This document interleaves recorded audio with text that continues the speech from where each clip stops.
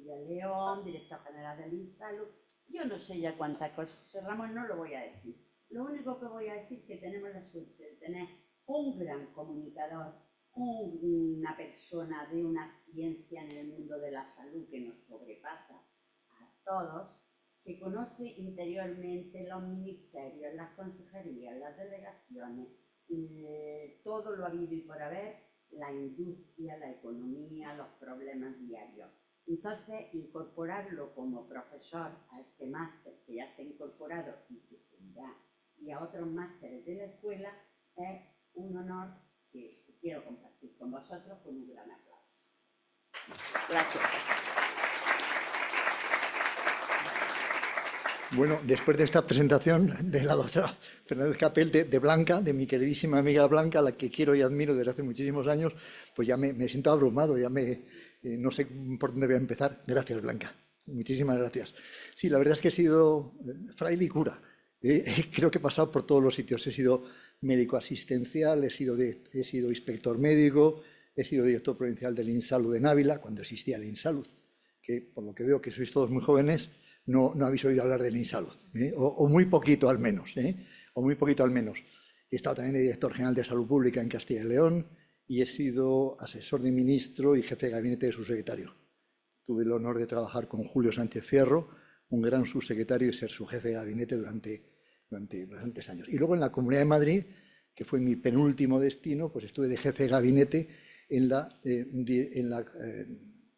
Consejería de Sanidad, de jefe de gabinete de la Viceconsejería de Asistencia Sanitaria.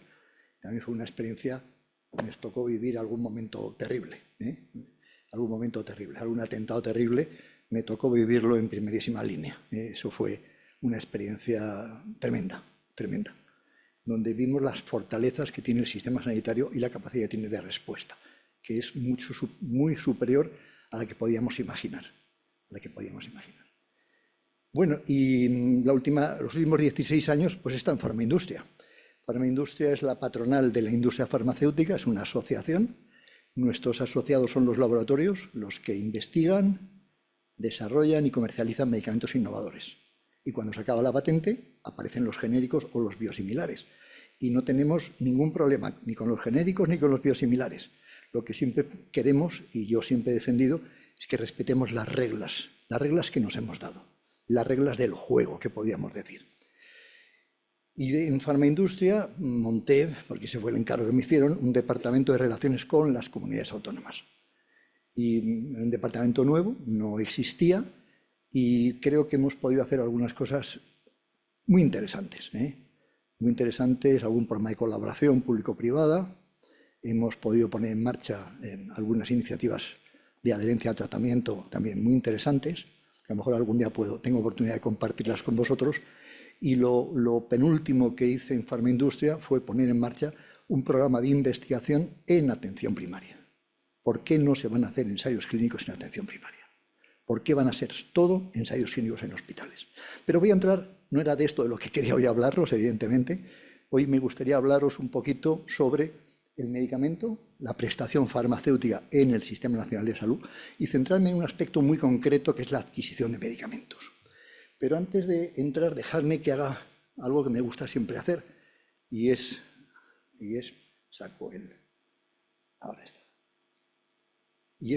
una declaración de conflicto de intereses. No he trabajado nunca en la industria farmacéutica que venda. He trabajado en una gran patronal, que era Farmaindustria, que sus objetivos son colaborar con las administraciones públicas, potenciar la percepción que tienen los ciudadanos, todos nosotros, sobre lo que es la industria farmacéutica, dar servicios de valor añadido a nuestros asociados y representar a la industria farmacéutica.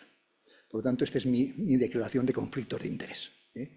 Farmaindustria no produce, no fabrica, no vende ningún medicamento. Somos una gran asociación, como otras que hay en el mundo del medicamento. Os recuerdo que está Biosim, por ejemplo, que está Asebio o que está ESEG. Farmaindustria es la patronal de la industria farmacéutica innovadora y dentro de nuestra asociación está el 90% de los laboratorios. Es más, os diría que hay dos que no están, pero no os voy a decir cuáles son, pero hay dos que no están. Muy bien, pues dicho esto, ¿qué pretendo? Pues pretendo algo tan sencillo como esto, compartir con vosotros aspectos básicos en relación con el medicamento y la prestación farmacéutica. Aspectos muy básicos, pero que me parece interesante el comentarlos en voz alta. Y luego, centrándome un poco en lo que es la adquisición de medicamentos a nivel hospitalario, hablar de la compra pública de medicamentos. Quiero adelantaros ya que... ¿Me oís bien? Perfecto, gracias. Quiero adelantaros que lo que voy a comentar está en un 99,99% basado en mi experiencia particular. Algunas veces la experiencia ha sido positiva y algunas veces no hemos conseguido solucionar problemas, pero a veces sí, a veces sí. Muy bien, pues estos son los objetivos que tiene este modesto ponente para la tarde de hoy. Y lo primero, recordaros, aunque solo sea recordar y sin entrar en detalle, cuando uno quiere hablar de sanidad o quiere hablar de medicamentos, el listado cuando hablamos de marco normativo, es enorme, tan grande como que necesitaría, si lo quiero detallar, necesitaría más diapositivas. Y que la primera de todas ellas, la primera referencia, sí o sí, es la propia Constitución española. La propia Constitución española. Esto a veces se nos olvida, que hay un artículo 43 que es el que garantiza el derecho a la protección de la salud, pero que también hay otros artículos que hacen referencia a los derechos del ciudadano. Y esto últimamente tiene cada vez más importancia y al final me referiré a esto porque es un tema muy emergente. Indudablemente las dos o las tres leyes básicas que nos afectan es la Ley de Cohesión y Calidad, que en mi opinión es una ley que le ha faltado desarrollo, la Ley del Medicamento, la Ley de Garantías y Uso Racional de Medicamentos, que sería la segunda gran ley, y la tercera gran ley, que voy a centrarme más en ella, es en relación con la compra, la Ley de Contratos del Sector Público. Una ley relativamente reciente que vino a sustituir a nuestra tradicional Ley de Compras, Ley de Contratos del Sector Público. Muy bien, y cuando hablamos del medicamento estamos hablando de un bien muy especial, un bien que está regulado e intervenido. No hay ningún otro producto en España, yo diría casi que en ningún país de Europa, que tenga estas características. Digo que está regulado porque son las administraciones públicas las que regulan la calidad, la eficacia y la seguridad. Y solo si cumplen esos tres requisitos, calidad, eficacia y seguridad, el medicamento se puede aprobar. Y se aprueba por la Agencia Europea del Medicamento o por la Agencia Española, dependiendo del tipo del procedimiento de autorización que se haya seguido. Pero lo importante es esto, es un bien que está regulado. Pero no solamente regulado en esto, la propia Agencia Española o la Agencia Europea indica a los laboratorios qué tipo de ensayos clínicos tiene que hacer y qué características tienen que tener sus ensayos clínicos. Esto a veces se ignora. Dicen, no, es que los ensayos clínicos son contra placebo, son los ensayos clínicos que la propia Agencia Europea del Medicamento ha aprobado y está supervisando. Pero no solamente eso, es decir, es un producto que está intervenido. ¿Qué quiere decir intervenido? Quiere decir que el Ministerio de Sanidad fija el precio no lo fijan los laboratorios, lo negocian los laboratorios, pero lo fija el Ministerio a través de un órgano que se llama la Comisión Interministerial de Precio de los Medicamentos, donde están presentes las comunidades autónomas. Está presente la Administración General del Estado y están presentes las comunidades autónomas. ¿Qué quiere decir que está intervenido? Que la Administración Sanitaria también dice quién lo puede prescribir y dónde se va a dispensar. Fijaros que no hay ningún otro bien que tenga estas características, regulado e intervenido. Y esto tiene connotaciones muy importantes, no solamente en cuanto a lo que es el precio, sobre todo, y quiero pararme un minuto en esto, en que estamos viendo una tendencia en estos últimos años a que todos los medicamentos innovadores van al hospital. Se autorizan para que sean dispensados en el hospital. La oficina de farmacia, lamentablemente, en mi opinión, se está descapitalizando. Está perdiendo capacidad de dispensar medicamentos innovadores. En la oficina de farmacia, esa que tenemos tan próxima, cada día lo que estamos viendo es que lo que se están dispensando allí son o bien medicamentos genéricos, o bien medicamentos de marca antiguos, que son potentísimos y excelentes, o bien algún biosimilar.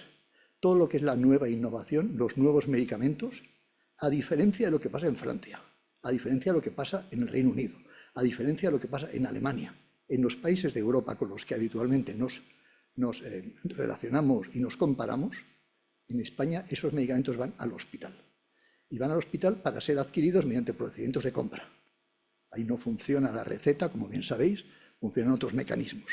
¿Alguno de vosotros ha participado en algún procedimiento de compra de medicamentos?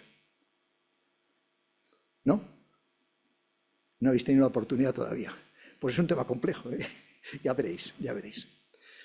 Bueno, primera reflexión que quería llevaros en relación con el medicamento. Segunda reflexión. Tenemos un sistema de financiación selectivo.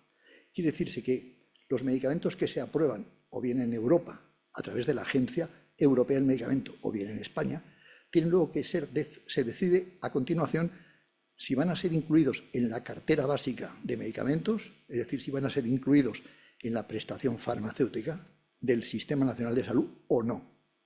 Y esta decisión es importante, porque podemos encontrar medicamentos que están disponibles para la sanidad privada, pero no están disponibles para la sanidad pública. Es una situación compleja, es una situación compleja. Primera cuestión, es un sistema de financiación, insisto, selectivo, no indiscriminado. Y los medicamentos se aprueba su inclusión en función de una serie de características que marca la ley. Solo marca la ley de garantías. La gravedad y duración de las secuelas, de las patologías para las que se dirigen los medicamentos, las necesidades específicas de ciertos colectivos. Por ejemplo, hay un tipo de medicamentos para hipocolesterolemiantes que están dirigidos específicamente para la hipercolesterolemia familiar congénita. Evidentemente es un nicho de población muy concreto al que se dirigen y donde no había, digamos, alternativa con las estatinas habituales.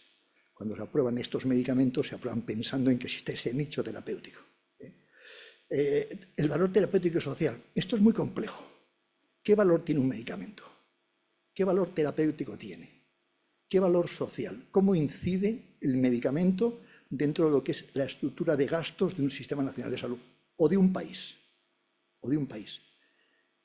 Habitualmente lo que se hace es que se mide el coste del medicamento y la repercusión que tiene pues, sobre la esperanza de vida, los años de vida ganados, pero falta una perspectiva más amplia, más, diría yo, más ambiciosa, y es pensar en la perspectiva social.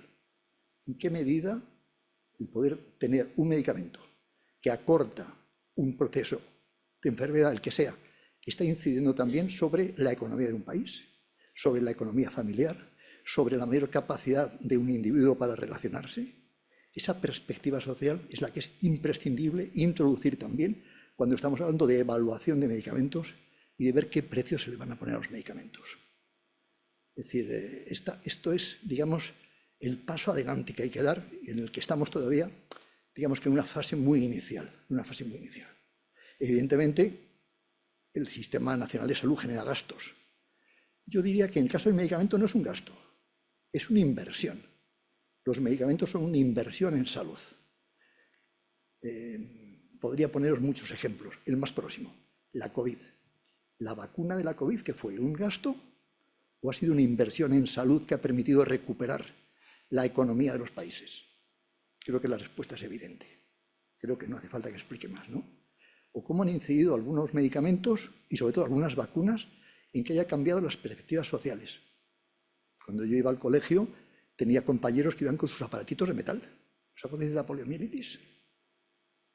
Mi hijo, que tiene 34 años, no sabe de lo que le hablo cuando le digo esto. Cuando le enseño fotos de pulmones de acero, quedan todavía 2 funcionando. Dice, ¿y esto qué era, papá? Pues esto era un pulmón de acero donde se metía a los niños que tenían parálisis espinales, que no podían respirar y que les ayudaba a respirar. Eso hoy día ya no existe. Y no existe gracias a ¿qué? A los avances de la medicina y en concreto, en este caso concretísimo, a la vacuna de la poliomielitis. Es decir, ¿cómo cambia el panorama? Y ya no se puede hablar solo de lo que es el coste facial de un medicamento. Es un craso error plantearlo en esos términos. Si no damos ese otro paso que os decía. Ese otro paso, insisto, la experiencia de la pandemia de la COVID debía servirnos para afinar los criterios de evaluación económica de los medicamentos y ser capaces de asignarles un precio que tenga en cuenta lo que ha sido la inversión en investigación, la inversión muy importante, lo que ha sido el tiempo de desarrollo del medicamento, 10, 15 años es lo que se tarda en desarrollar un medicamento, el coste que ha tenido y sobre todo lo que aporta también a la sociedad. Bueno, ¿y qué otros factores se tienen en cuenta a la hora de incluir un medicamento en el Sistema Nacional de Salud, pues el que os pongo también en último lugar, el grado de innovación que ese medicamento supone. En qué medida ese nuevo medicamento supone un cambio en el paradigma del tratamiento de una enfermedad. El casi más reciente que hemos tenido, aparte de la COVID, sean los tratamientos para la hepatitis. Hoy día, afortunadamente, disponemos de un tratamiento curativo para la hepatitis que ha hecho, no voy a decir que desaparezca la enfermedad porque no es así, pero sí que cambie el paradigma del paciente con hepatitis y también de los trasplantes de hígado. Han caído el número de trasplantes que se realizan en España sencillamente porque no hace falta. Y conseguimos que muchos pacientes trasplantados no se reinfecten. Por lo tanto, esta perspectiva también del grado de innovación es una perspectiva amplia. Pero yo diría que no solo eso. Es decir, hay medicamentos antiguos que se está estudiando su reposicionamiento. La talidomida. ¿Os acordáis suena la talidomida? La maldita talidomida, que algunas embarazadas las tomaron para los problemas de dolores y produjeron focomelias. Sin embargo, hoy sabemos que la talidomida se está reposicionando como un potente medicamento para algunos problemas de tipo degenerativo. Son los reposicionamientos. Bueno, pues todos estos son aspectos que tienen, digamos, sobre la mesa nuestro sistema sanitario, nuestros responsables sanitarios, a la hora de decidir si un medicamento entra o no en la prestación farmacéutica pública. ¿Y cómo se fija el precio de los medicamentos? Pues antes lo he comentado por encima. Existe una cosa que se llama la Comisión Interministerial de Precios, que está compuesta por el Ministerio de Sanidad, el de Hacienda, el de Economía y el de Industria, y en el que participan también las comunidades autónomas. En este momento, hubo un momento que solo participaba una, luego participaban 3, ahora están todas las comunidades autónomas en esa comisión. Es verdad que desde el punto de vista formal, solo 3 tienen voz y voto, pero las otras 14 tienen voz también. En la práctica son las 17 comunidades autónomas las que están participando. Esto tiene ventajas y tiene inconvenientes, en mi opinión. Una ventaja, el que gestiona el presupuesto participa en el proceso de fijación de precio. Tiene un inconveniente, y es que el que gasta el dinero procurará gastarlo lo menos posible, porque los presupuestos son siempre limitados. Falta la perspectiva país, que se diluye al introducir la perspectiva de comunidades autónomas. ¿Me entendéis? Bueno, siempre se habla también de que el sistema es insostenible. Yo en esto estoy de acuerdo con Boi Ruiz. Boi Ruiz fue consejero de Sanidad de Cataluña y este siempre decía que el Sistema Nacional de Salud tiene una magnífica mala salud de hierro. Una magnífica mala salud de hierro. Y es que es así. Y yo llevo oyendo hablar de la crisis del Sistema Nacional de Salud desde la época de Abril Martorell. Y de esto hace décadas, décadas. Y lo cierto es que el sistema no va a quebrar, porque además el sistema tiene mecanismos para equilibrar las cuentas. Me explico. Si hablamos desde el punto de vista de la sostenibilidad financiera, hay un primer mecanismo que es los genéricos. Cuando un medicamento pierde la patente, pueden aparecer copias, genéricos, que tienen la misma eficacia, igual principio activo pero distinta composición, porque cambian los excipientes, y eso a veces tiene importancia y otras veces no tiene ninguna importancia. Pero a veces sí tiene alguna importancia. Cuando un medicamento biológico, un bioterapéutico, pierde también la patente, aparecen biosimilares. Estos son mecanismos que permiten que el sistema reequilibre gastos con la bajada de precio de esos competidores nuevos que han entrado, de los genéricos y de los biosimilares. Pero también hay otros mecanismos.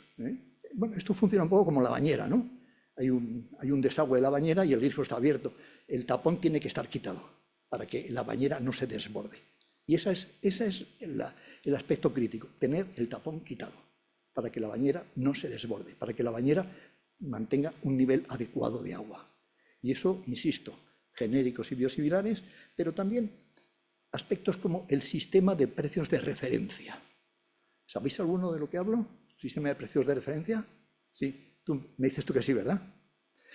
Bueno, para los que no lo sepáis, en España tenemos nuestro sistema sanitario, desde el punto de vista de la gestión del medicamento, tiene aspectos francamente interesantes en mi opinión. Una es que en España el genérico y el medicamento de marca cuestan exactamente lo mismo. Lo mismo. Lo mismo. No cuesta más caro la marca que el genérico. Y yo creo que eso es una fortaleza importante. Hay algunas personas que están abogando porque exista una cosa que se llama el copago evitable. Es decir, que el que quiera llevarse el genérico se lo lleva y el que quiera la marca que pague la diferencia. Yo creo que es una mala medida, porque eso nos llevaría a que hay medicamentos para los pobres y medicamentos para los que pueden pagar la marca. Y eso me parece que en un Estado social de derecho no debería ser aceptable. En mi opinión, no debería ser aceptable. El sistema actual, donde marcas y genéricos tienen el mismo precio, permite que haya una sana competencia entre unos y otros y da la oportunidad, insisto, al médico de que pueda prescribir con absoluta tranquilidad el medicamento de marca porque no va a causar daño económico al Sistema Nacional de Salud. Cuesta lo mismo. Primera cuestión. Tenemos luego una cosa que se llama sistema de precios de referencia. A medida que van saliendo genéricos y se van revisando los precios de los medicamentos, los precios van bajando en función de los genéricos que van saliendo. Y periódicamente se va revisando el precio. Cada año se van revisando los precios de los medicamentos. Hombre, esto es un instrumento muy potente. Hace que cada año vayan bajando los precios del genérico y de la marca. Vayan bajando. Tiene un riesgo importante. ¿Dónde está el techo? Una ampolla de morfina vale hoy 65 céntimos. 65 céntimos. La morfina la estamos utilizando en cuidados paliativos. Es un medicamento y lo estamos utilizando en más cosas. ¿Se puede producir morfina en su caja, con su envase estéril, en su ampolla de cristal, a 65 céntimos?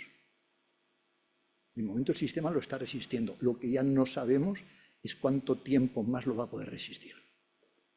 Más ejemplos de la bondad, ya os lo he dicho, del sistema de precio de referencia. Más ejemplos en cuanto al pequeño inconveniente, pequeños inconvenientes. Estáis viendo que aparecen noticias sobre desabastecimientos de medicamentos. Pueden ser por muchas causas, muchas. Fallos en el sistema de producción, fallos en el suministro de los principios activos, problemas, incluso problemas con el plástico. Qué curioso, qué curioso. Hay algún medicamento que va metido en botes de plástico con un tapón. Si en un momento determinado falla la empresa suministradora de los tapones, y esto que estoy hablando es un caso real, de una amoxicilina, el medicamento deja de suministrarse, porque si yo le pido a la Agencia Española del Medicamento que me permita utilizar otro tipo de tapones, tengo que hacer un expediente nuevo.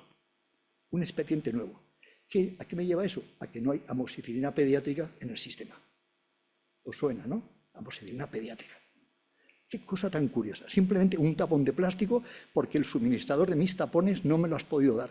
Y no puedo tardar 6 meses en poner en marcha un expediente con la Agencia Española del Medicamento para modificar el envasado de mi medicamento. Y me lleva a una situación de desabastecimiento. Hay otros casos en los que se produce tal demanda, que la capacidad de producción no da abasto. El Ozempic, suena, ¿no? El Ozempic, el medicamento este nuevo para diabetes tipo 2, que casualmente tiene un efecto muy potente en la reducción de peso, por un efecto saciante, pero por un momento de metabolismo también, que yo no tengo muy claro cuál es. Pero esto ha llevado a que la capacidad de producción del laboratorio que lo comercializaba, que en este caso era Novo Nordisk, no tiene capacidad para suministrar la demanda que tiene. Así de sencillo, así de sencillo. Y se produce desabastecimiento de ese producto. Y durante la pandemia tuvimos momentos muy críticos, que seguro que alguno de vosotros los vivisteis, cuando no teníamos cisatracurio, por ejemplo. Éramos incapaces, había más demanda. El cisatracurio lo utilizamos junto con el midazolam, ¿verdad? Son medicamentos que utilizamos tenemos que entubar a los pacientes, hay que dormirlos y hay que despertarlos.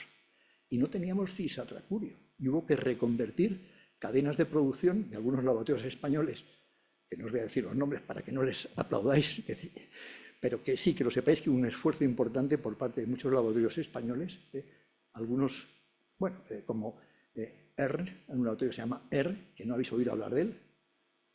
ERN es un laboratorio que su principal producto que conocéis es el Filbit champú. ¿Os suena, no? Filbit champú. Pues este laboratorio reconvirtió una línea de producción para poder producir cisatracurio para los hospitales españoles. Fijaros el esfuerzo que se hizo desde la industria para que en nuestros hospitales no faltaran medicamentos. Y no faltó medicamentos. Eso os lo puedo garantizar, porque yo personalmente llevé la coordinación con las oficinas de farmacia, bueno, con otros colegas también, ¿no? no me voy a atribuir yo todo el mérito, para que no faltaran medicamentos ni en las oficinas de farmacia, ni en los hospitales ocasionales que se fueron montando. En Madrid el Cendal, en distintos sitios donde se montaron hospitales, el Cendal primero ocasional y luego ya de una forma estable, pero se fueron abriendo hospitales en hoteles, en polideportivos y en muchísimos sitios que había que garantizar el suministro de los medicamentos. Y centros que exigieron un esfuerzo en cuanto a la capacidad de producción y de distribución espectacular. Y no solo ahí, sino al domicilio de los pacientes.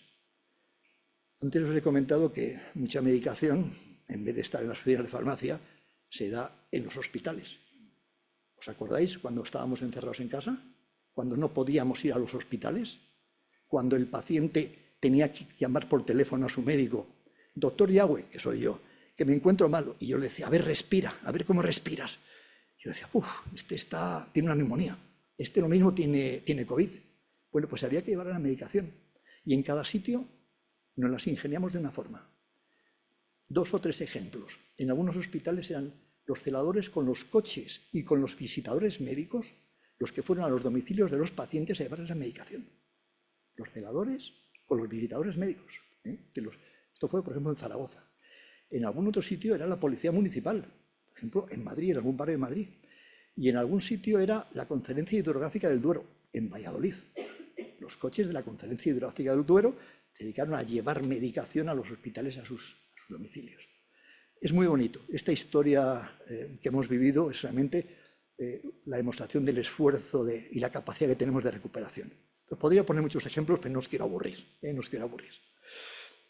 Pero sigue habiendo más mecanismos todavía para equilibrar la bañera, para asegurar la sostenibilidad financiera del sistema.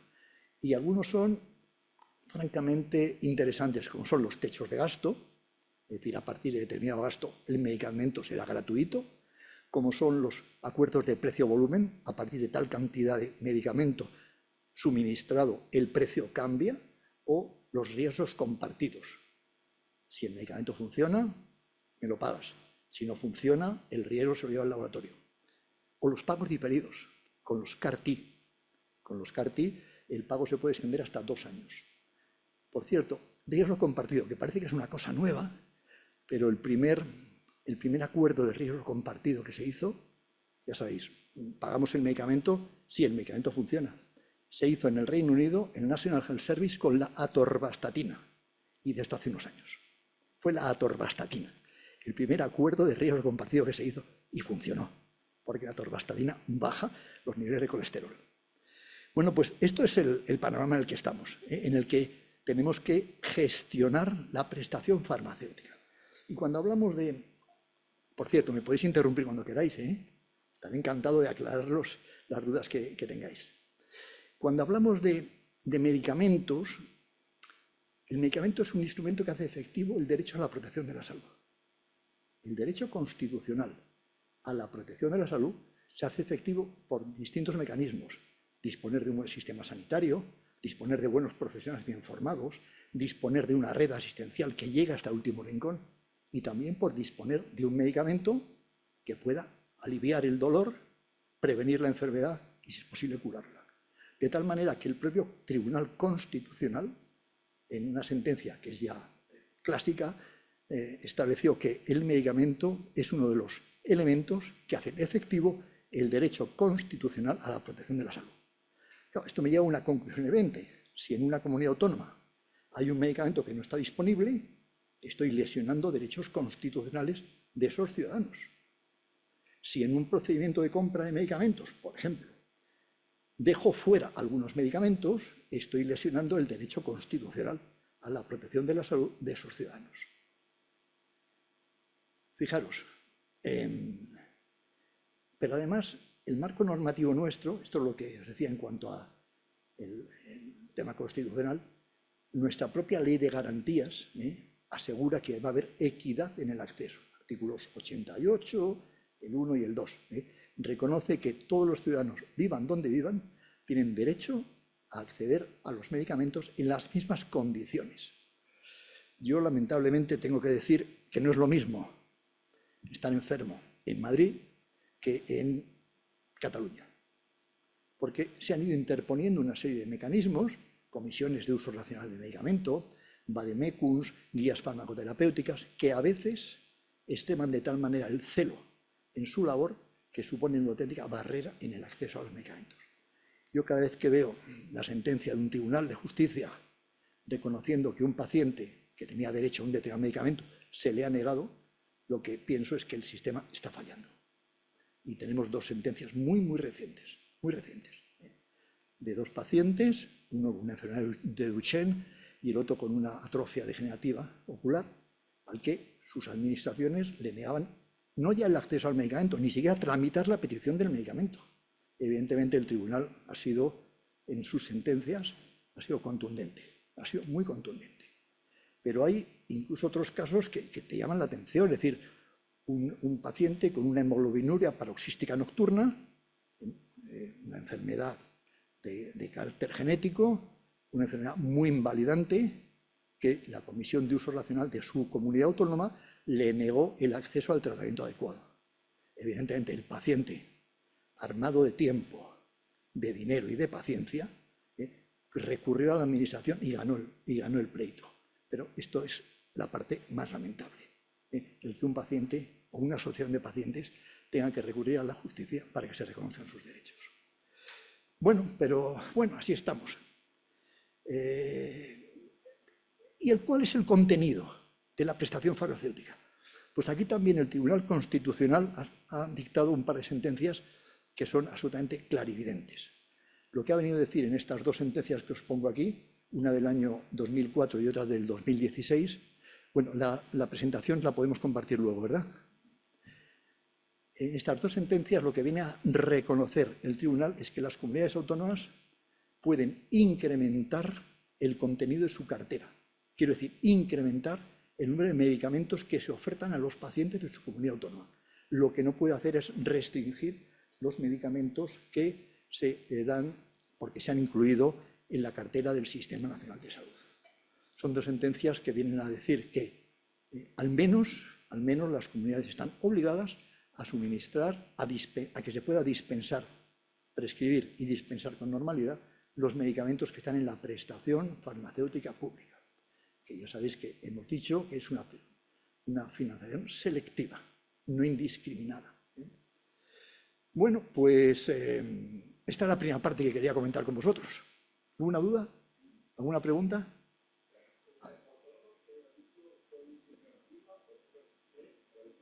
¿Perdona? Van rotando. Nuestro sistema sanitario ha establecido un turno rotativo en cuanto a la participación de las comunidades en los órganos de trabajo. Una participación que va en función del año en el que se aprobó su Estatuto de Autonomía. El año en que se aprobó el Estatuto de Autonomía. Y en segundo lugar, porque hay algunos que se ha aprobado el Estatuto de Autonomía el mismo año, o la modificación, en función de cuándo recibieron las transferencias del extinto Insalud. Ya sabéis que el proceso se inició en Andalucía y Cataluña hace ya unos cuantos años y se finalizó el 1 de enero del año 2002 con la transferencia a lo que entonces se llamaban las comunidades de la Vía Lenta. Castilla y León, Castilla-La Mancha, Extremadura, La Rioja, Murcia, en fin, esas comunidades que lograron tener, por tanto, el mismo techo competencial que el resto. ¿Continúo? Adelante. Hola, yo me llamo Manolo García, vengo de Málaga, del Hospital Regional de Málaga. ¿Vale? Una pregunta. Ha dicho usted antes que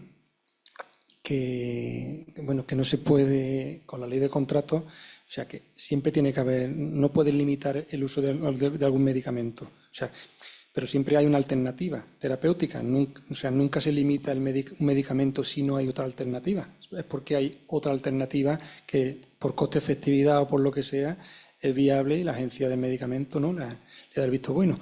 No creo yo que se limite un medicamento si no hay otra alternativa terapéutica similar a ese medicamento, ¿no? O digo yo. La pregunta que haces es muy buena, es muy buena. Carlos Haya, ¿no? Sí, Carlos Haya. Hospital Regional se llama ahora. ¿Perdón? Hospital Regional de Málaga, Carlos Haya. Perfecto, pero es Carlos Haya toda la vida. Sí. Muy bien, muy bien. No, la pregunta es muy buena. Efectivamente, hay veces que hay una alternativa terapéutica, que no un equivalente terapéutico. Ojo, los equivalentes terapéuticos no existen. En España no existen los equivalentes terapéuticos. Ya sé que si cogéis a las guías de algunas comunidades autónomas vais a encontrar un capítulo que se llama equivalentes terapéuticos, pero no existen. La única, y ahora contesto lo que tú me dices, la única entidad que tiene autoridad para establecer que dos moléculas distintas, con dos principios activos distintos, son equiparables, eso se llama Agencia Española del Medicamento. La única. Efectivamente, hay algunos medicamentos donde existen alternativas terapéuticas, no equivalentes, alternativas terapéuticas. Y es lógico que en el vademecum de un hospital haya un número limitado de medicamentos. Es lógico, porque si no sería ingobernable. Yo esto lo he defendido siempre. Yo entiendo que en los hospitales tiene que haber una guía farmacoterapéutica. Pero también es verdad que si un médico en un hospital considera que un paciente necesita determinado medicamento que no está en la guía farmacoterapéutica de su hospital, tiene todo el derecho, la obligación y la responsabilidad de prescribirlo. Y debería el sistema podérselo facilitar. Estamos hablando de esos casos. Yo conozco algunos casos que lo hace. El médico especifica que quiere una marca comercial, la que sea, y eso se tramita. Vamos, yo creo que... No. Sí, yo hablo siempre en términos generales y que cuando se hace un procedimiento de compra, evidentemente se hace para la generalidad de lo que se va a adquirir. Existen casos de medicamentos que estando incluidos en la cartera, sin embargo, el hospital en ese momento no los tiene, lo cual no quita para que se adquiera y se suministre al paciente. Incluso yo creo que, bueno, aquí hay compañeros farmacéuticos que en la farmacia, aunque haya un genérico en el concurso, si el médico establece por lo que sea que tiene que ser la marca comercial que sea, lo puede prescribir, no sé si argumenta algo más, y se lo tienen que dispensar, ¿no? Así es. Y esa actitud habla mucho de la calidad de la atención sanitaria. Habla en positivo y de la humanización de la atención sanitaria. Por tanto, eso es lo que yo estoy defendiendo precisamente. Estamos en la misma línea. Gracias. Os decía antes que hay dos sentencias muy recentitas a propósito de esto. Una es, fijaros si son recientes, una es del 19 de febrero de este año, 2024, y la otra es del 11 de abril de este año también, del 2024. Y hace referencia a dos medicamentos, que uno es para una neuropatía óptica, y la otra es para la enfermedad de Duchenne. Evidentemente son casos puntuales, excepcionales, muy concretos, donde el sistema tiene que tener la capacidad de reaccionar, y la tiene. Lo que ocurre en estas dos sentencias es que el propio sistema impidió que el paciente y el médico, en su caso, pudieran tramitar las solicitudes para esos medicamentos. A eso es a lo que me refería. Las sentencias son muy interesantes y si alguno quiere profundizar en ellas, las compartimos encantado. Bueno, y llega el momento de las compras, de las grandes compras. Tenemos el marco normativo, es Ley de Contratos del Sector Público, una ley que se incorporó a la normativa española el año 2017 y que realmente es la transposición de dos directivas del Parlamento Europeo y del Consejo. Una ley que cuando a nivel de Europa se aprueba las directivas y luego se transpone a la normativa española. Por cierto, en la transposición, esto es una anécdota que os cuento, hubo 1033 enmiendas. Y me acuerdo bien del número, 1033, porque es el mismo título de un libro de cocina, de Simón Ortega.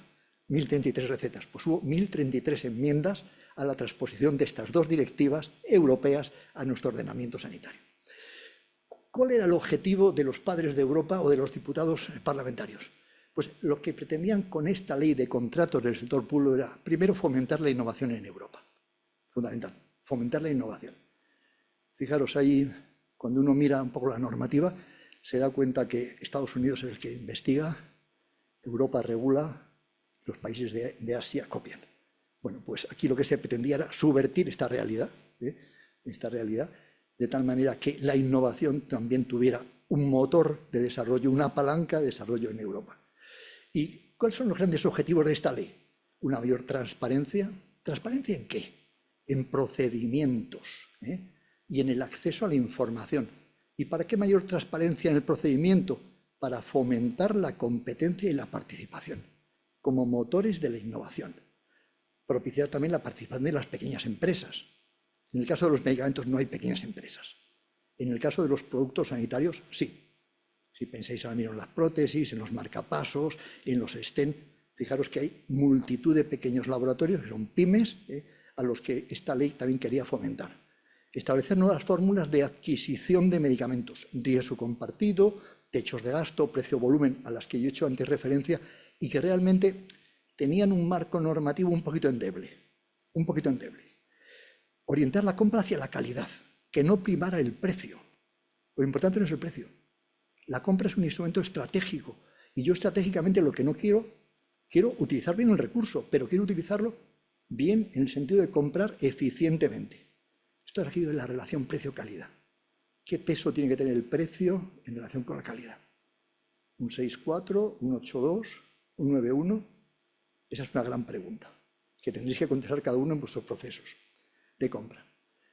Algo fundamental, que cuando se licita un concurso de compras, lo que se quiere comprar, se sepa lo que se quiere comprar y además se establezca en lotes. Y abrir nuevas fórmulas, también como los procedimientos abiertos simplificados, o que tuvieron mayor peso las cláusulas sociales y medioambientales. Quiero decir que Andalucía, por ejemplo, que habéis aprobado hace muy poco una comisión de uso racional del medicamento y estáis trabajando también con una central de compras, a estos aspectos se le da importancia, lo cual es también muy interesante. Es de las pocas comunidades donde esto lo ha puesto por escrito. Otras lo ponen en los pliegos de compras, pero aquí se ha puesto en un marco normativo que me parece que es muy interesante. Y algo fundamental, consultas preliminares al mercado.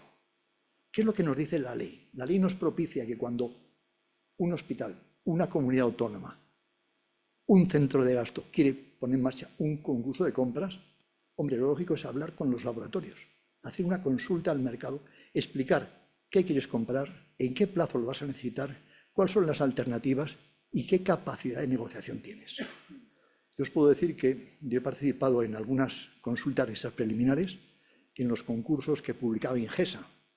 Ingesa, si os suena, ¿no? Ministerio de Sanidad, Ingesa. Cuando el mecanismo este de consulta al mercado fluía, el éxito de la convocatoria era importante. Cuando no tenían en cuenta, en mi opinión, de una forma lo más ajustada posible, las posiciones de la otra parte, aquí hay dos partes, ¿no? El que compra y el que vende. Y tenemos que entendernos, el que vende quiere vender y el que compra necesita adquirir el medicamento. Y tenemos que ponernos de acuerdo. Y la consulta preliminar al mercado es un instrumento importante para poder encontrar ese punto de equilibrio. Y también para otra cuestión, para que los laboratorios sepan cuáles son las previsiones de compra que va a haber de sus medicamentos.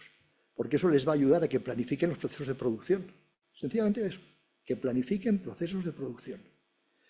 Bueno, pues estos eran los grandes objetivos de esta ley, ¿no? Una ley que lo que pretende es eso, que podamos alcanzar ese acuerdo.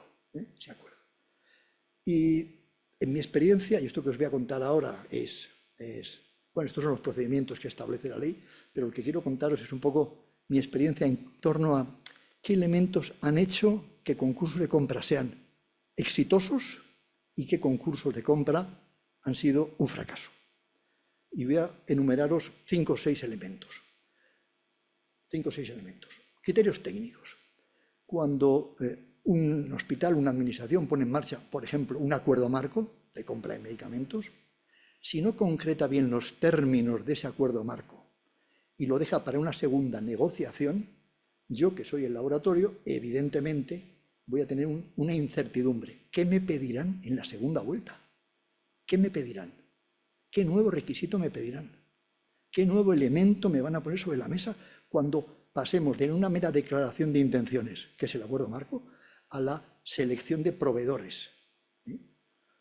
Los volúmenes de compra, si la administración o el hospital no sabe lo más aproximado posible cuánto es lo que va a comprar, yo como laboratorio no le puedo hacer mi mejor oferta. Porque ¿cómo la planifico? Si me dices que vas a comprar 100 y luego me compras 10, evidentemente me estás defraudando la confianza. Y si es al revés, no voy a poder suministrarte todo lo que necesitas adquirir. Por lo tanto, este es un tema delicado.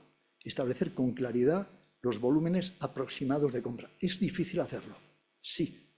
Pero yo creo que si conseguimos a través de esas consultas al mercado irnos aproximando más a volúmenes de compra, evitaremos luego problemas de desabastecimiento en hospitales. El precio de licitación. Este es un tema muy, muy sensible.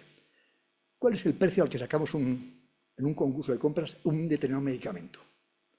el más barato que ha habido una vez que he preguntado a todas las comunidades autónomas, el más barato una vez que he sondeado a todos mis hospitales, el precio del medicamento, el PVL, es decir, el precio que el Ministerio le había marcado.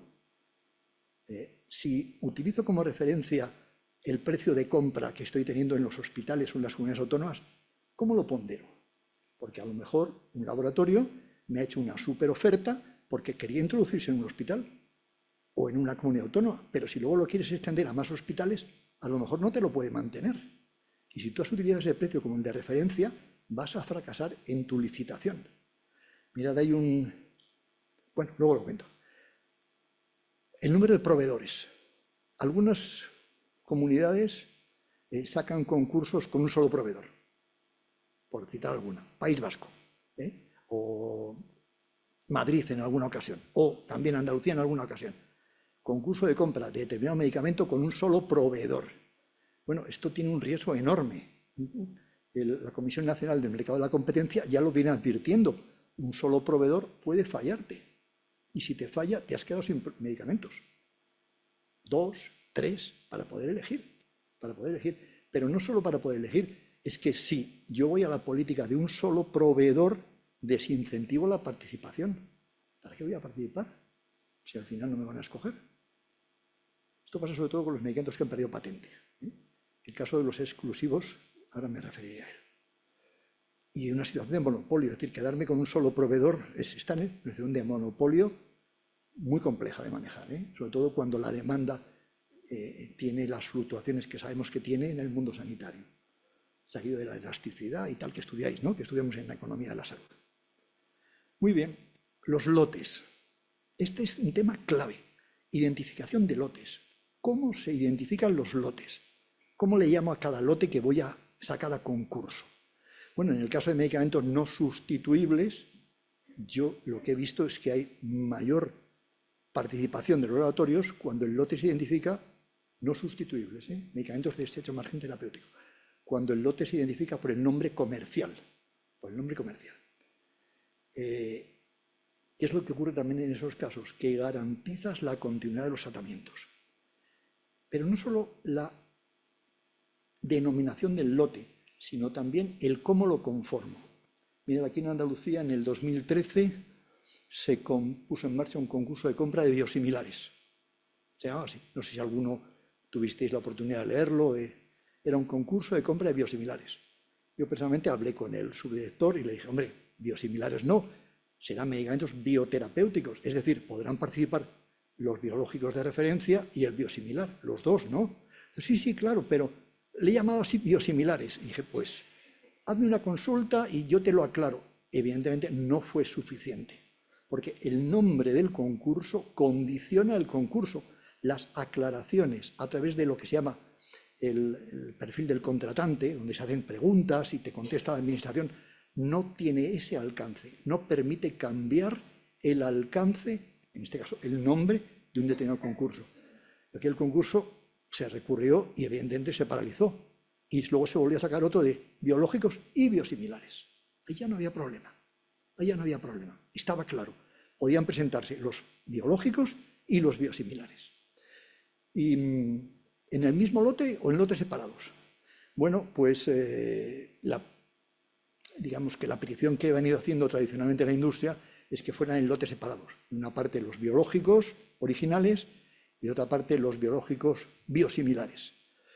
Hoy, después de un par de sentencias, una de ellas de Andalucía, precisamente, del Tribunal de Recursos Contractuales, un concurso de Jaén y el otro de dónde era, no me acuerdo en este momento, de Málaga, creo que era de Málaga. Se aceptó, o mejor dicho, el Tribunal de Recursos Contractuales estableció que pueden ir en el mismo lote, el biológico original y el biosimilar. ¿Qué es lo único que planteaba?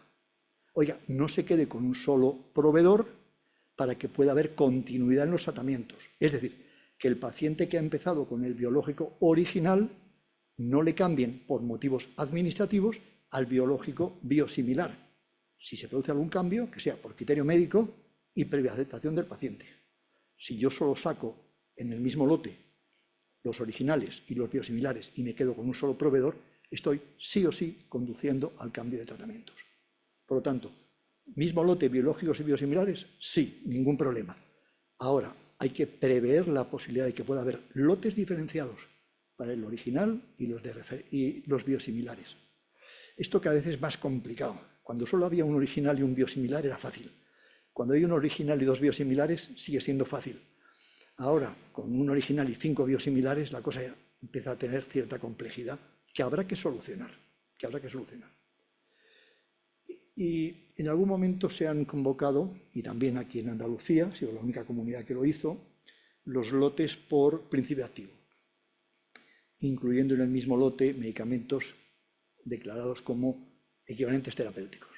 No había base jurídica, aquello se recurrió y aquel concurso quedó paralizado, con lo que supone de pérdida de tiempo y de esfuerzo para todos, para la administración convocante y para los laboratorios. Por tanto, insisto en lo que decía antes, consultas al mercado, intentar acordar las condiciones, los pliegos, porque eso son garantías de éxito, ¿no? Y hay más cosas que afectan. Por ejemplo, los contratos. ¿Se puede modificar un contrato? Sí. Si se revisa el precio industrial de un medicamento, pues claro que se puede revisar el contrato, pero habrá que llegar a un acuerdo con aquel laboratorio que se ha presentado al concurso cuando el precio del ministerio era 100, por ejemplo, y de pronto se lo han bajado a 50, por decir algo. Habrá que renegociar las condiciones económicas de ese contrato, evidentemente. ¿Qué pasa si se comercializa un genérico o un biosimilar? Es decir, si pierde la exclusividad un medicamento. Evidentemente hay que renegociar, hay que revisar ese contrato. Y si se rescinde, la ley establece que al laboratorio habrá que hacer una compensación económica del 6% sobre lo que era el lucro cesante, lo que iba a vender y no ha vendido. Esto me lleva a insistir en la idea. Es bueno estar mirando hacia adelante, pero con perspectiva de radar. ¿Qué es lo que viene? ¿Qué es lo que viene? ¿Dónde va a venir la competencia? Para saber si está a punto de aprobarse un biosimilar o un genérico, para tenerlo en cuenta a la hora de las negociaciones. Y los medicamentos exclusivos. No sé si manejáis bien el concepto de medicamento exclusivo, pero un medicamento exclusivo puede ser aquel que tiene patente, está protegido por una patente, pero un medicamento exclusivo es también aquel que tiene una indicación para la cual no hay alternativa terapéutica. Estos medicamentos exclusivos pueden tener las dos condiciones. El procedimiento de compra es lo que se llama un procedimiento negociado por exclusividad, donde un elemento clave para que esa negociación llegue a éxito es que haya el compromiso por las dos partes de mantener la confidencialidad del precio del medicamento, la confidencialidad del acuerdo. Yo sé que esto suena un poco, es decir, que las tendencias actuales van por otro lado, ¿no? Máxima transparencia. Yo digo sí, máxima transparencia en el procedimiento, claro que sí, en el procedimiento. Pero en el precio al que yo hemos acordado vender el medicamento, si estableces transparencia en ese precio, tú mismo estás perdiendo porque te cercenas tu capacidad de negociación. Yo he venido en el AVE de Madrid aquí. Yo sé lo que he pagado por mi billete. No sé lo que ha pagado el que venía a mi lado, ni si ha venido con puntos de Renfe. No lo sé. Esa es la capacidad que tiene Renfe de negociar. Y nadie, ninguna asociación, se llame como se llame, le pregunta a Renfe, oiga, ¿cómo ha vendido usted? No, es que sabe que si no, limita sus capacidades de negociación. Por lo tanto, aspecto fundamental de medicamentos exclusivos, la garantía de la confidencialidad. Esto hay algunos países que se lo han tomado muy en serio. Irlanda. En Irlanda hay una resolución del comisionado del gobierno por el que establece que el precio de los medicamentos es confidencial, de los medicamentos exclusivos. Alemania acaba de aprobar también una resolución estableciendo que el precio de los medicamentos exclusivos es confidencial, porque es que, de lo contrario, ven que pierden capacidad de negociación. Bueno, ¿qué más cosas? ¿Y qué está pasando en el mundo? Esto es lo que yo os cuento de mi experiencia. ¿Qué está pasando en el mundo? Pues mirad, a nivel de Europa, por ejemplo, EFPIA, que es la gran patronal de la industria farmacéutica europea, sacó hace poco un informe, lo hizo realmente una consultora, Baker McKinsey, donde analizó cómo estaban comprando los países europeos. O dicho de otra manera, cómo estaban aplicando las directivas de compra europeas. Y entonces, a partir de ese análisis, saca 10 conclusiones, que mira por dónde son muy coincidentes con lo que yo os he hablado hace un momento. Primera conclusión, que haya mayor participación de los clínicos a la hora de establecer los pliegos de compras, que los lotes agrupen únicamente medicamentos que tengan el mismo principio activo, que haya una cierta planificación del mercado de compra para evitar duplicaciones en los procesos de licitación, que se promueva la innovación, que se mejore, que se vigile el criterio ese calidad-precio. Calidad-precio. Me acuerdo un debate en el que estuvimos con un subdirector de compras de Murcia, era de Murcia, que contaba como en un momento determinado habían decidido comprar unos guantes de látex que eran baratos y al final salió carísimo porque se les rompían cuando los ponían. Dice, claro, es que lo barato a veces sale caro. Esto es una anécdota, evidentemente, pero lo que sí que insisto es en la idea de que tiene que haber una relación adecuada entre precio y calidad. Que haya transparencia en los procedimientos. Esto, e insisto en que es clave, porque si no hay transparencia en el procedimiento, hay un desincentivo para que los laboratorios participen en el proceso de compras. Y luego, ojo, hay prácticas que son malas. Por ejemplo, evitar adjudicaciones solo a precio, o adjudicaciones a el ganador se lo lleva todo. Adjudicaciones solo a precio, evidentemente, cercena los propios principios de esta ley de contratos en el sector público, y aquello de que el ganador se lo lleva todo, insisto, entras en una situación de monopolio que te deja en manos del adjudicatario. Y a veces el adjudicatario puede ser un laboratorio oportunista. Me explico. En Europa tenemos libre circulación de capitales y de mercancías. Yo puedo ir a Turquía y comprar una partida de un determinado medicamento y presentarme con la partida en un concurso de compras en Andalucía o en cualquier otra comunidad. Me presento en ese concurso de compras con el lote que he comprado. Soy un comercializador paralelo. Cuando agoto lo que he traído, lo que había comprado, si es que me llevó al concurso, ¿qué ocurre? ¿Qué ocurre? He vendido a muy buen precio, pero tenía una capacidad muy limitada en cuanto al suministro. Por lo tanto, garantizar también el abastecimiento. Aspecto clave. Aspecto clave. Bueno, contratos marcos con múltiples adjudicatarios, esto es importante, va muy en línea con lo que os decía antes. Y los tres últimos, ¿no? La conciencia de los precios, que los términos de los contratos sean equilibrados. Yo me he encontrado en alguna comunidad, vuelvo a la casuística. ¿Sabéis lo que es el código Data Matrix? Ese código de puntitos que aparece en los billetes de tren, que aparece también en las cajitas de los medicamentos. Ese código, que puede servirnos para muchas cosas, por ejemplo, para sustituir el recorte del cupón precinto en las oficinas de farmacia. En las oficinas de farmacia habéis visto que el farmacéutico, uno de sus instrumentos de trabajo es el cortaplumas, para recortar el cupón precinto y pegarlo en la receta. Bueno, pues ese cupón Data Matrix permite identificar de una forma inequívoca y unívoca el medicamento, la cajita, de tal manera que si la vende una vez no la puede vender dos, evidentemente. Es lo mismo que recortar. Bueno, ese código Data Matrix ya viene en casi todos los medicamentos, sobre todo en los nuevos. En los hospitales no tenéis capacidad para leerlo, salvo algunos. No sé en el de Málaga si tenéis o no, no lo sé. Pero sí sé que hubo una comunidad autónoma que lo introdujo esto como un requisito de obligado cumplimiento y excluía a aquellos laboratorios que no llevaban la caja, el acondicionamiento terciario, la caja donde vienen todos, con un código Data Matrix agrupado. Y claro, cuando yo hablé con ellos, digo, ¿pero tenéis ya tecnología para leerlo? Y dice, no, pero queremos forzar al laboratorio para que la tenga. Para que la tenga nosotros, pues sois vosotros los que no la tenéis.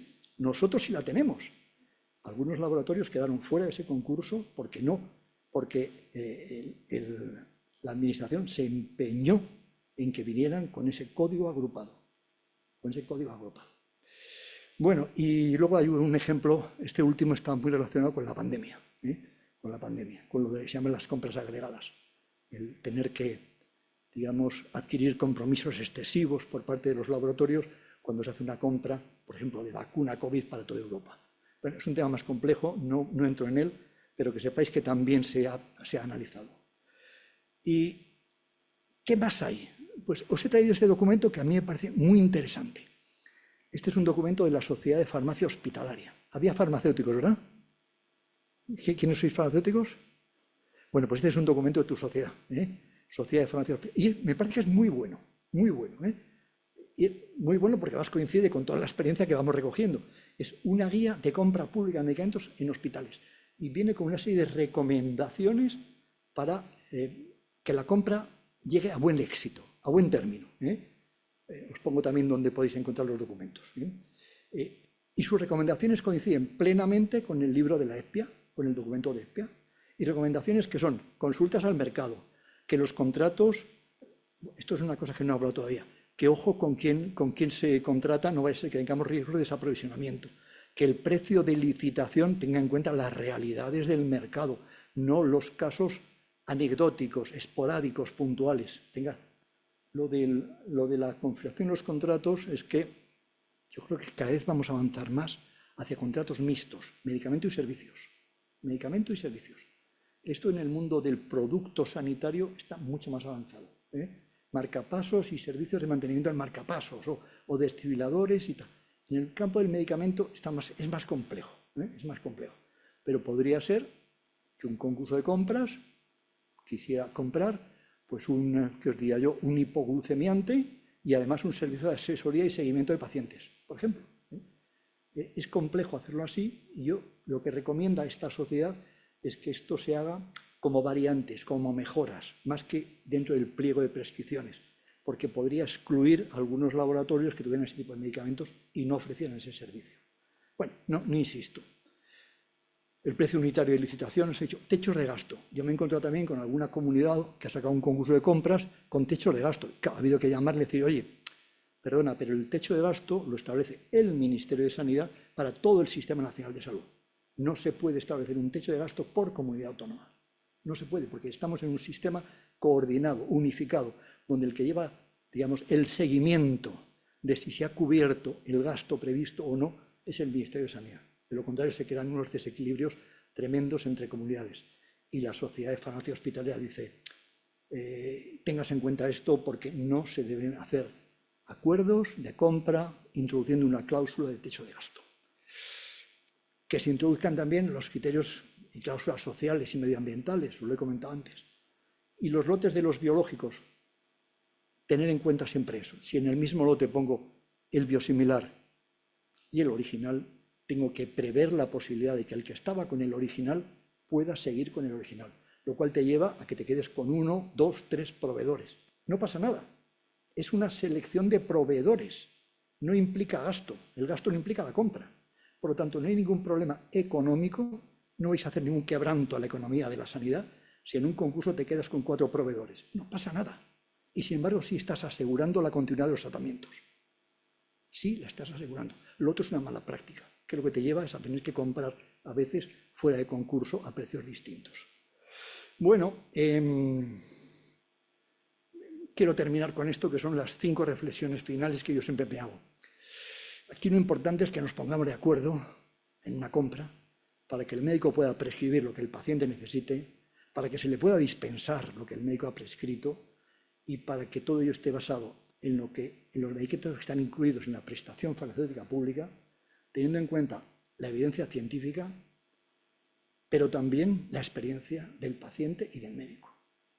Yo creo que de la medicina basada en la experiencia, de la medicina basada en la ciencia tenemos que pasar también a la medicina basada en la experiencia. Y las dos hay que tenerlas sobre la mesa. Bueno, que el paciente pueda acceder en condiciones de igualdad a los medicamentos a los que, entre comillas, tiene derecho si se los prescribe su médico. Que un procedimiento de compras no pueda alterar las condiciones en las que un medicamento se ha autorizado.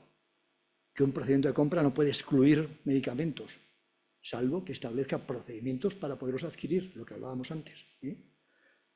Evidentemente, que contribuya a la sostenibilidad, porque aquí nos interesa a todos, al que vende y al que compra. La sostenibilidad es fundamental, es compromiso de ambas partes. Y un procedimiento de compra lo que tiene que permitir es mejorar los procedimientos administrativos de compras. Fijaros, otro ejemplo. Madrid, hace 2 años, puso en marcha un macroconcurso de medicamentos exclusivos. Salieron 180 y tantos lotes.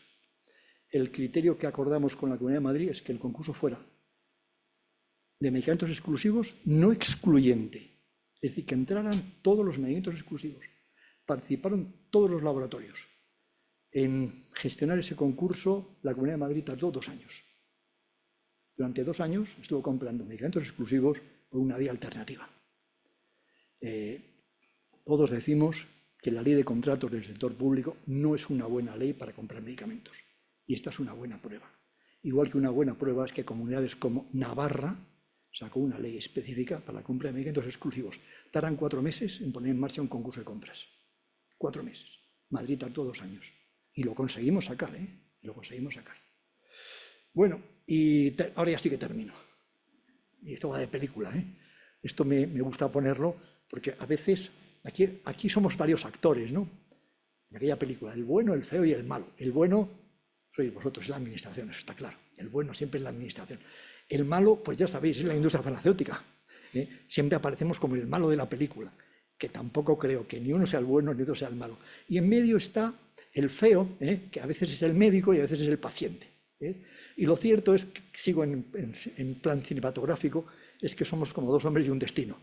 Estamos obligados a entendernos, a que la bicicleta funcione y podemos llegar juntos a nuestro destino final. Y por mi parte nada más, me quedo aquí. No sé si me he extendido mucho, no sé si os he contado algo que no os interesaba, he intentado hacerlo sobre todo que sea muy vivencial, y si os ha servido de ayuda me alegraré mucho y si tenéis dudas o lo que sea, estoy a vuestra disposición. Muchísimas gracias.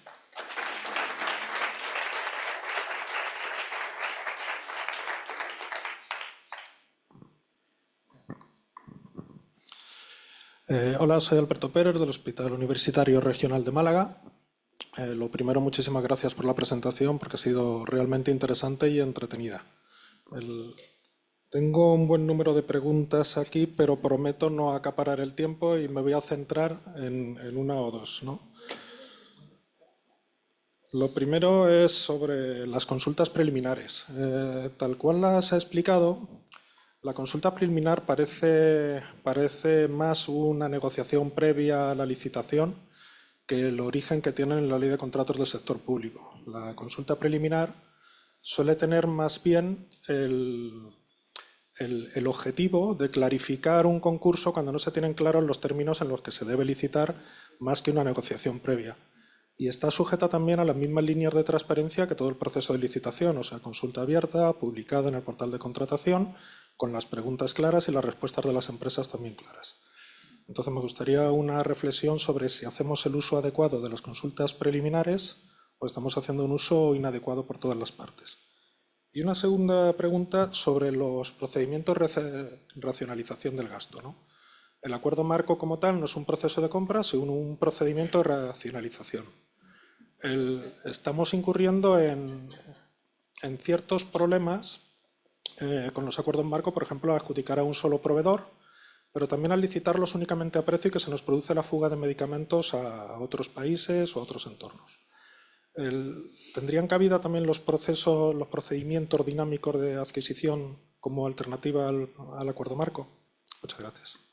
Pues muchísimas gracias. Muy interesantes las dos, consulta preliminar. Efectivamente, no estamos haciendo un buen uso de la consulta preliminar.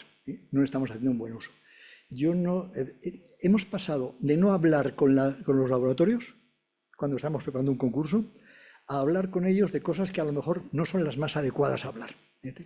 La ley de contratos del sector público y alguna aclaración que ha dado el Tribunal de Recursos Contractuales en relación con qué es la consulta preliminar y en qué términos debe moverse, lo que viene a señalar es, bueno, que es una consulta que debe ayudar a definir los contenidos técnicos de un determinado pliego de prescripciones que se va a poner en marcha, que nos va a ayudar también a conocer la disponibilidad de los laboratorios a participar en un concurso, que no debe desvelarse los contenidos de los pliegos, no es la razón de ser de la consulta al mercado. Yo diría que con todos los defectos, yo creo que hemos dado un paso importante. Empezamos a sentarnos alrededor de la misma mesa. Tengo que deciros que esto es muy positivo, porque yo me he sentado muchas veces con algunas comunidades y les he dicho, no quiero saber nada de los pliegos, no quiero verlos, ni aunque, vamos, no te los pido y no me los vas a enseñar, pero sí quiero que hablemos un poco de los términos generales en los que va a salir el concurso este. Van a poder participar tal o cual medicamentos, a qué área terapéutica se dirige, por cuánto tiempo, cuántos proveedores, y quiero saber esto para ayudarte a ti a que ese concurso funcione bien, a que se te completen, a que la gente se te presente. Por lo tanto, yo creo que todavía, en mi modesta opinión, no estamos manejando todo lo bien que podríamos ese instrumento que es las consultas al mercado. Lo hacemos mejor que antes, pero yo creo que todavía tenemos que aprender más, ¿eh? Y lo otro que me decías, es verdad, el acuerdo marco es realmente un acuerdo de selección, no implica compra. Estoy seleccionando proveedores y precio. Sistema dinámico de contratación. Pues depende para qué. Depende para qué. Un sistema dinámico de contratación no deja de ser ni más ni menos que un sistema de subasta permanente. Si es para medicamentos donde los laboratorios que participan conocen el precio de aquellos con los que van a competir. Entonces, eso es bueno porque me puede ayudar a racionalizar gasto. Por lo tanto, para aquellos medicamentos donde se ha perdido la patente, donde hay una competencia, porque ya hay genéricos o hay biosimilares, yo creo que puede ser un buen procedimiento. De hecho, el Consorcio Hospitalario de Cataluña ya lo está poniendo en marcha. Tiene ya alguno puesto en marcha. Si es para medicamentos exclusivos, no, porque uno de los criterios es la transparencia. Uno de los elementos que funcionan en ese sistema dinámico de contratación es que yo voy a transparentar precios. Y eso va en contra del otro principio que decíamos, la confidencialidad. Por lo tanto, sí me parece un buen instrumento. Personalmente no tengo experiencia con él. Solamente he visto el del Consorcio Hospitalario de Cataluña. Me pareció que estaba bien planteado. No sé, está todavía en marcha, porque ya sabes que lo que se hace es que se abre un proceso de licitación, los laboratorios se apuntan, se inscriben en ese proceso de compra dinámica, hacen una oferta de precio y cuando la administración necesita comprar, llama a los laboratorios que van a participar y les pide su segunda oferta, su mejor precio. Eso lleva a un sistema, digamos, de revisiones de precios, que tiene que tener un techo, o un suelo, mejor dicho, porque de lo contrario podemos entrar en un sistema en un nivel de riesgo también. Es lo que te voy a contar, ¿eh? Espero haberte ayudado un poquito. Gracias.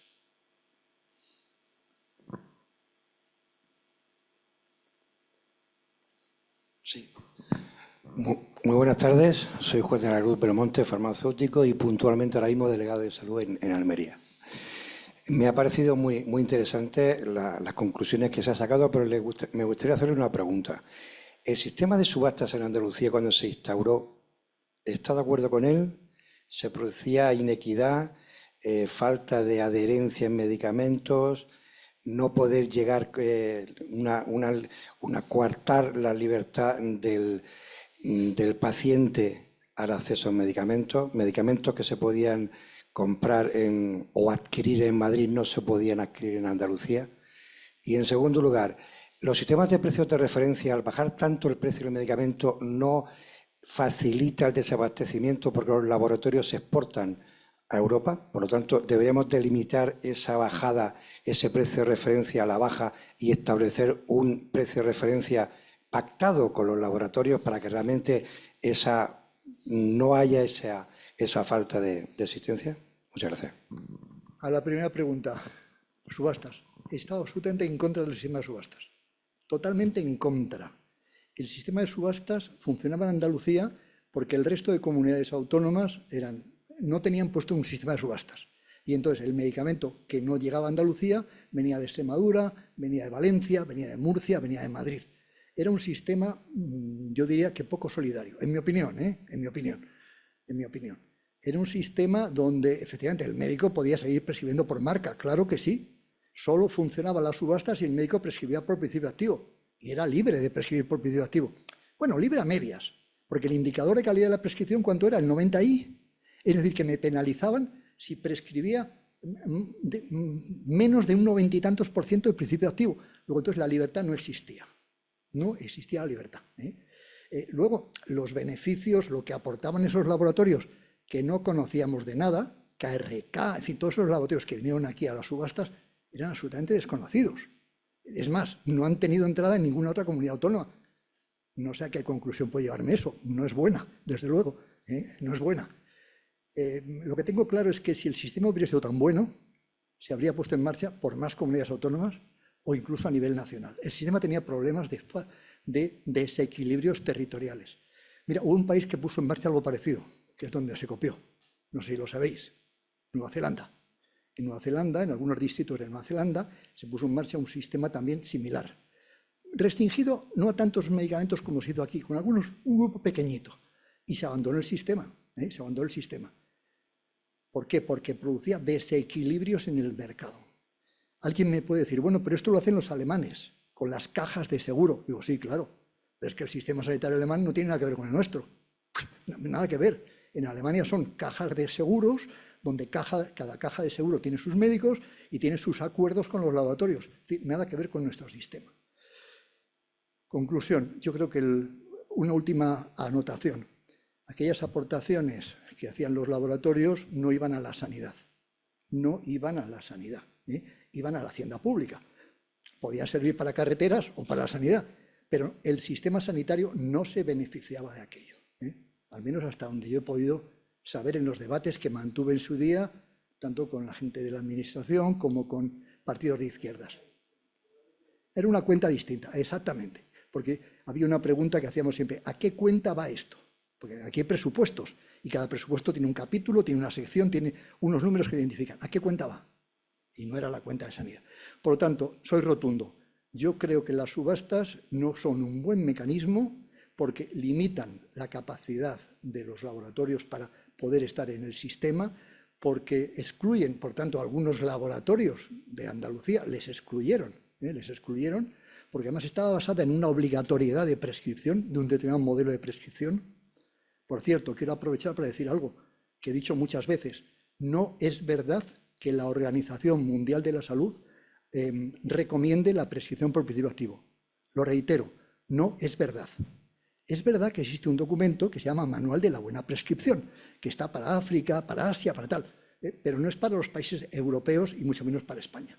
Por lo tanto, y esto siempre he retado, entre comillas, he retado a las personas con las que he discutido a que me enseñe dónde está esa resolución de la OMS recomendando la prescripción por principio activo. Hasta ahora yo no la he encontrado, pero sí tengo ese documento, esa guía de la buena prescripción. Lo otro que me preguntabas era... ¿El otro? Ah, sí, el precio. No, efectivamente, ese es... en el sitio en el que yo estaba, yo he dejado Farmaindustria el día 9 de este mes. Estoy recién jubilado, felizmente jubilado. Una de las cosas que llevamos reivindicando al Ministerio de Sanidad desde hace mucho tiempo es que tiene que revisar el sistema de precio de referencia, porque lleva a los medicamentos a una situación de insostenibilidad. Es decir, hay un momento en que el medicamento ya ni se puede producir, ni se puede distribuir, ni los laboratorios siguen distribuyéndolo, pues no te voy a decir que por altruismo, porque el altruismo, esto es empresa, pero sí por compromiso.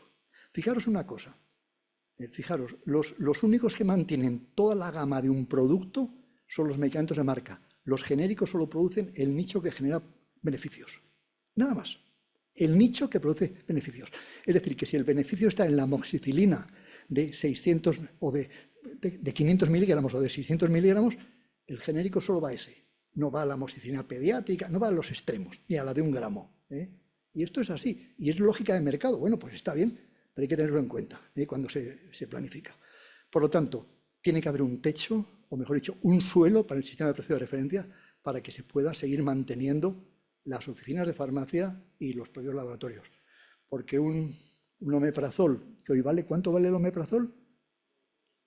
1,65. ¿Y cuánto se lleva a la oficina de farmacia? Un 26%. Y el resto, si al 1 y pico le quitas el 26%, el resto es... Exacto. Exacto. Es decir, es un negocio ruinoso, ruinoso. Yo, de verdad, pienso muchas veces que al farmacéutico de oficina de farmacia le cuesta dinero levantar el cierre cada mañana y al laboratorio llevar medicamentos a la oficina de farmacia. Por lo tanto, sí que hay el compromiso, yo se lo he oído a Javier Padilla, el secretario de Estado, de revisar el sistema de precios de referencia para evitar precisamente esos desabastecimientos. Tú lo has dicho muy bien. El sistema nuestro tira hacia abajo de precios, que está muy bien, pero claro, hay operadores oportunistas que dicen, ¿a cuánto está el omeprazol en España? ¿A 1 y pico? Me lo llevo. ¿Y me lo llevo a dónde? A Alemania, que está a 5 euros o a 6 euros, que es lo que costaba cuando salió el omeprazol. Valía 5.000 pesetas en aquel momento.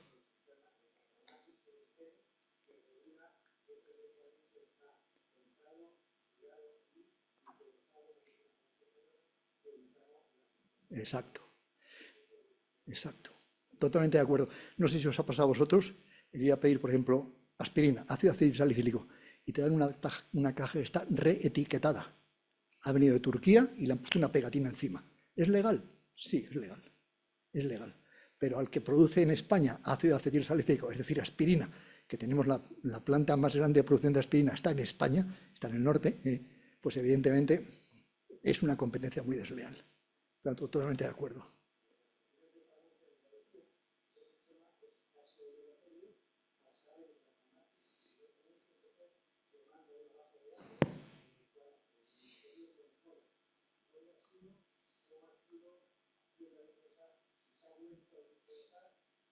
Efectivamente, efectivamente. Sí, sí. Para los que no estéis muy metidos en esto, es lo que se llama el SEVEN. Es el Sistema Español de Verificación de Medicamentos. Se hace la lectura del data matrix, eso pasa a una gran base. El SEVEN, cuando se acordó en Europa, era para evitar la entrada de medicamentos fraudulentos. Fraudulentos. No sé si lo sabéis, pero bueno, os lo cuento yo. Ha estado funcionando por ahí rifampicina, que realmente era ladrillo machacado. Ladrillo. Sabéis que la rifampicina es roja y que cuando toma rifampicina la orina sale de color rojo. Efectivamente, pues era ladrillo machacado. Es decir, nosotros tenemos poco problema, pero hay algunos países que tienen un serio problema con medicamentos falsificados. Nosotros no, insisto, no lo tenemos. Pero Europa sí era sensible a eso y por eso se puso en marcha el SEVEN, que es una entidad donde están las oficinas de farmacia, están los genéricos, está Farmaindustria y está la administración. Y además tiene una utilidad magnífica. Lo he comentado antes, lo del cortaplumas. Valencia ya ha anunciado que va a dejar de pedir el cupón precinto siempre que el farmacéutico haga la lectura del data matrix. Es una magnífica iniciativa, sí, sí. Gracias por tu aportación.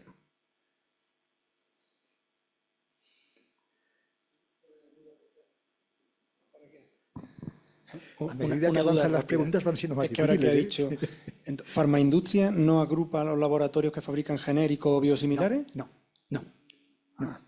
Ahí os decía antes que hay varias patronales. Hubo un tiempo que sí, que los genéricos estaban en Farmaindustria. Pero como estamos en un ámbito académico, os puedo hablar con claridad, ¿no? Las prácticas comerciales de los laboratorios genéricos no son las mismas que las de los laboratorios de marca comercial. Los descuentos que hacen algunos laboratorios genéricos, los laboratorios de marca no pueden hacerlos nunca. Vamos, lo tienen prohibido. Nuestro código ético además lo prohíbe. Por lo tanto, tenemos una asociación que hace muy bien su trabajo, que es AESEG, agrupa a medicamentos genéricos, hace muy bien su trabajo. Tenemos una asociación que es la de los biosimilares, que es Biosim. Tenemos otra asociación que es Asebio, que es más pequeñita y tal, y luego está Farmaindustria. Farmaindustria incluye al 90% de los laboratorios innovadores. De hecho, solo hay 2 que estén fuera, solo 2. Uno es el de la hepatitis, Gilead, ¿no? Y el otro es el de los hemoderivados. ¿Sabéis cuáles, no? Pues son los 2 únicos que no están en Farmaindustria. Hay algunos laboratorios que están en Farmaindustria y también están en AESEG. Hay algunos laboratorios que están en Farmaindustria y también están con los biosimilares. Por ejemplo, para deciros todo, ¿no? Pfizer está también en la Asociación de Biosimilares, porque tiene medicamentos biosimilares. Novartis tiene una filial que es Sandoz, que está en la de genéricos. Es decir, es una coexistencia pacífica, cordial, siempre y cuando las reglas se mantengan bien. Si se rompen las reglas, evidentemente se tensiona el sistema, como en todo, ¿no? Pero venimos funcionando así. Yo sigo diciendo que no es lo mismo uno que otro, pero que para eso está también la libertad del médico, del farmacéutico y del paciente, y ya está. Yo como médico me gustan las marcas, y si, os voy a decir una vulgaridad, perdonadme, si le tengo que regalar a mi mujer un bolso, prefiero que sea un Loewe original a que sea un Loewe de copia. Y sobre todo, si cuestan igual, pues no tengo ninguna duda. Me perdonáis el chascarrillo, ¿no?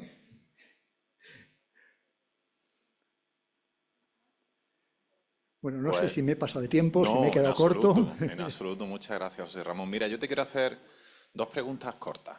¿Vale?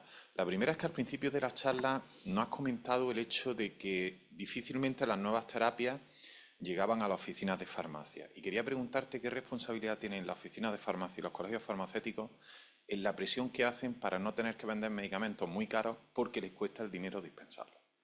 La segunda pregunta es cuando la adquisición de una terapia nueva conlleva modificaciones presupuestarias bastante grandes, como pasó con el medicamento para hepatitis C, ¿cómo se puede seguir el principio de confidencialidad en el precio cuando en el mismo Parlamento se está preguntando cómo se está negociando, cuánto va a costar esto, cuántos miles de millones va a costar el medicamento para hepatitis C? O sea, ¿cómo se puede...? Ya, nada más. No, pues son preguntas muy buenas, como todas las que me hacéis, son todas muy buenas. Con el tema de los medicamentos caros y la oficina de farmacia. Es verdad que el sistema que tiene, entre comillas, porque yo creo que no hicieron bien las cuentas, penalizaba a la farmacia si dispensaba medicamentos que superaban un determinado precio. Me parece que era el Real Decreto 2000, no sé cuántos. En mi opinión, yo creo que hicieron mal las cuentas. Porque si las cuentas se hacen adecuadamente, la penalización es realmente la farmacia no pierde dinero al dispensar el medicamento caro. Otra cosa distinta es que tenemos un sistema de pago a la oficina de farmacia que no es bueno, porque eso de pagar digo que la administración pague a la oficina de farmacia en función del precio de la cajita que ha dispensado, pues es obviar que eso es un farmacéutico y no es un tendero de otra cosa, y que no solo está dispensando una caja de un medicamento, sino que también hay un consejo farmacéutico, hay un seguimiento de adherencia terapéutica. Eso yo creo que ese es el camino adecuado. Y yo creo que la oficina de farmacia debía reivindicar la vuelta de algunos medicamentos que hoy están en el hospital para que volvieran a la oficina de farmacia. Y os digo una novedad. Dentro de la Comisión Permanente de Farmacia del Consejo Interterritorial se ha constituido un grupo de trabajo precisamente para esto. Revisitar los medicamentos, ver dónde se ha decidido que se dispensen, comprobar a ver si pueden volver a la oficina de farmacia y sobre todo también para los nuevos, ver si pueden estar en la oficina de farmacia o deben estar en el hospital. Deben estar en el hospital aquellos que requieren un seguimiento excepcional, un seguimiento más estrecho. El resto podían estar perfectamente en la oficina de farmacia, que la tenemos ahí al lado. Por lo tanto, eso vendrá. Yo creo que vendrá, ¿no?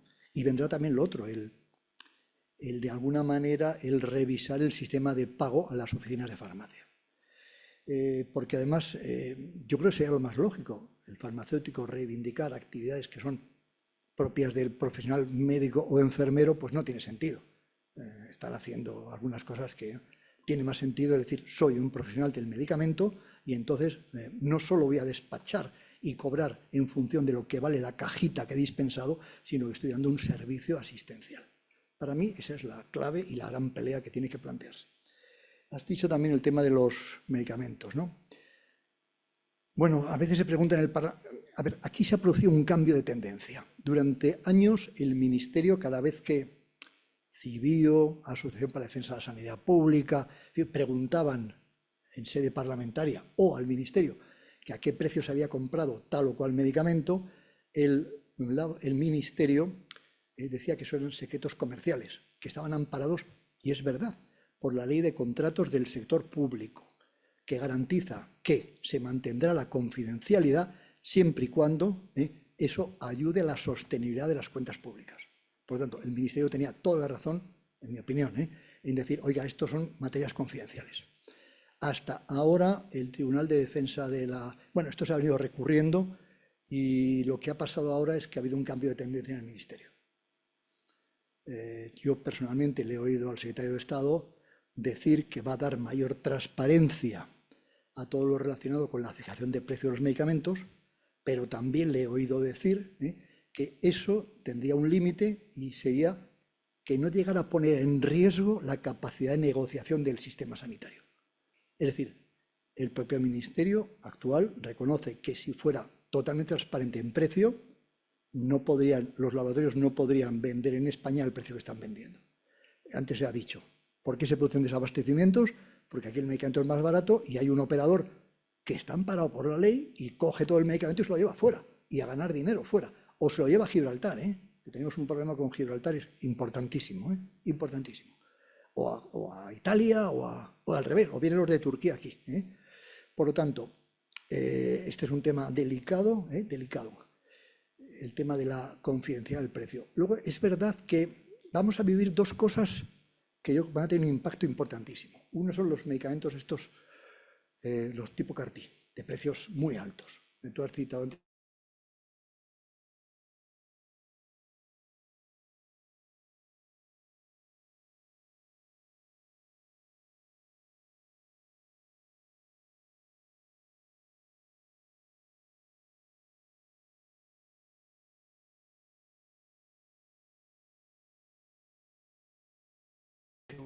donde yo voy pagando en periodos acordados en función de los resultados terapéuticos.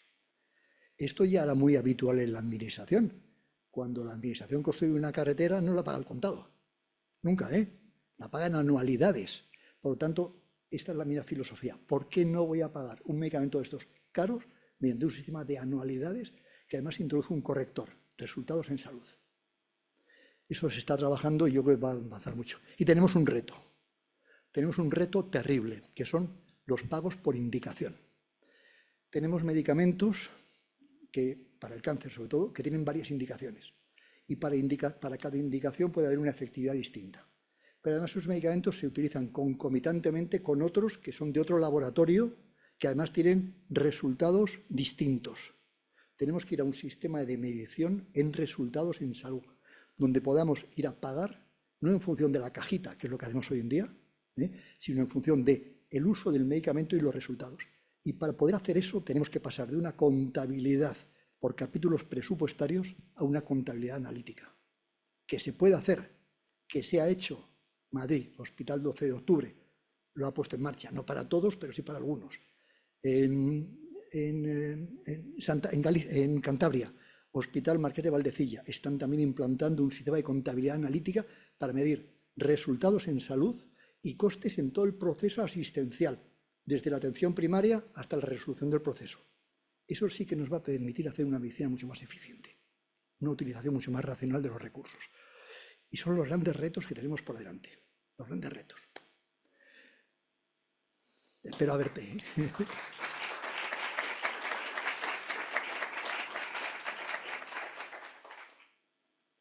Bueno, José Ramón, si me permite unas palabras, pues para agradecerle su participación en esta conferencia de clausura de la 14ª edición del Máster de Economía, Salud y Dirección de Organizaciones Sanitarias. Estamos cerrando esta edición del máster, es nuestras últimas sesiones presenciales, han sido 9 módulos, 9 meses consecutivos con todos vosotros y bueno, nos queda la tarea final y más importante, que es la elaboración de vuestro TFM, en la que estáis invirtiendo todo vuestro esfuerzo y toda vuestra ilusión. Lo sabemos perfectamente el director del máster, Manuel Correa, y yo misma, aquí desde la escuela. Así que muchas gracias por vuestro esfuerzo. Bueno, ha sido un lujo, un privilegio contar contigo, que nos acompañe esta tarde. Quiero agradecer también que estén con nosotros pues, nuestro delegado territorial de Salud y Consumo y también el delegado de la universidad, bueno, del rector de la Universidad de Granada para la salud y para las relaciones con el sistema sanitario. Muchas gracias por vuestra compañía también. Y bueno, ya que estamos clausurando formalmente este máster, sí que quería también dar las gracias a la Universidad de Granada pues, por todo ese acompañamiento que nos ha hecho a la escuela, en lo que es el diseño del máster, en el desarrollo, porque eso fortalece enormemente esa alianza tan importante que tenemos desde hace muchos años. Y también quiero agradecer a todos vosotros, que sois una promoción excepcional, y lo digo con la boca bien grande, lo hemos disfrutado muchísimo, todo el equipo docente lo hemos comentado en diversas ocasiones, y nada, ya sabéis que aquí nos tenéis siempre que queráis, y esperamos que vengáis a esta que es vuestra casa pues con más frecuencia. Así que muchísimas gracias a todos.